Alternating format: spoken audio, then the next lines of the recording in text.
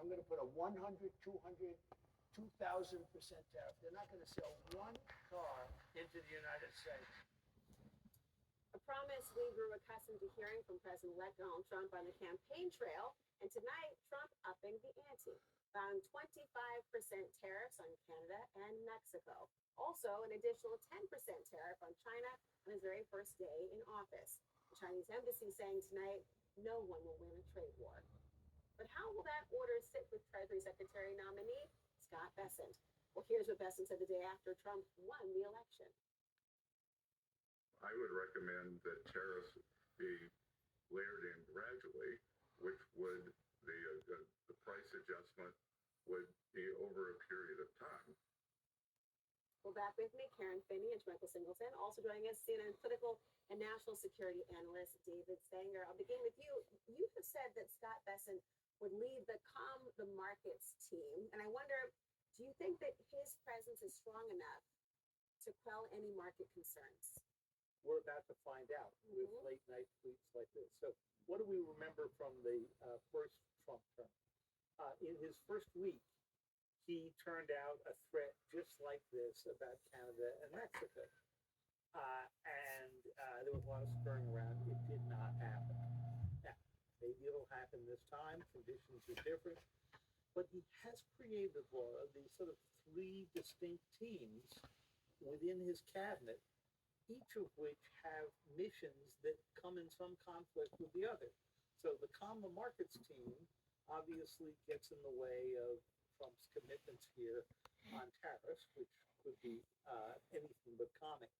There's also a team that is clearly out to disrupt the Justice Department. You were just discussing that in the first segment. That's led by the Attorney General nominee, but hardly the only one.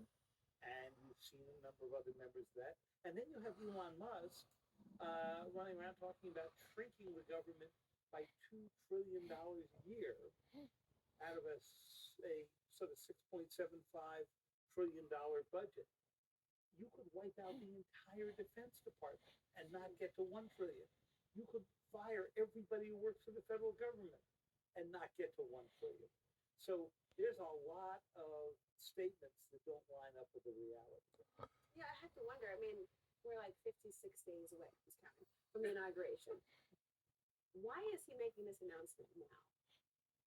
I mean, look, I think if you look at the statements from the president of the EU maybe 2 months ago, and she stated maybe we should reconsider purchasing liquid gas, I believe, from Russia and the United States out of concern or fear of potential tariffs from Trump.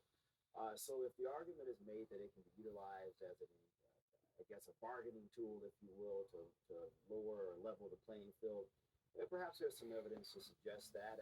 If the argument is that, as Trump has said in some inartful ways, that NAFTA didn't necessarily benefit blue-collar workers, there's a significant amount of economic evidence to back and support that claim. So I want to see where the president-elect goes with this, along with his economic team of advisors and Laura. But I do think there are some areas of focus that they could potentially hone in on that could benefit working-class people.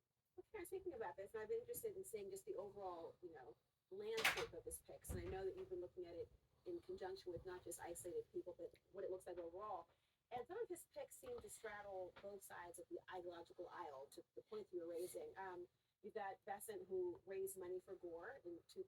You've got also the Labor pick, Congresswoman Lori Chavez DeRemer, who is more union-friendly than most Republicans would be. Are you surprised by these picks? Not at all. And I think we're having the exact conversation that Trump wants us to be having, right?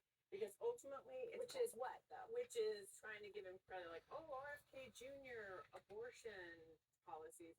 This one was for the PRO Act. Look, the bottom line is each of these individuals has made a commitment to follow the policies of Donald Trump. So whatever their personal feelings are, or their other policies that they may have previously pursued, they are now in a pact with Donald Trump. And most of the policy is really going to be run out of the White House. Certainly Stephen Miller, we know, is going to have a really strong hand, one of the architects of Project 2025, I will add. So it's not surprising, but actually, I would love to count up how many of them are millionaires or billionaires, because they seem to be adding millionaires every day.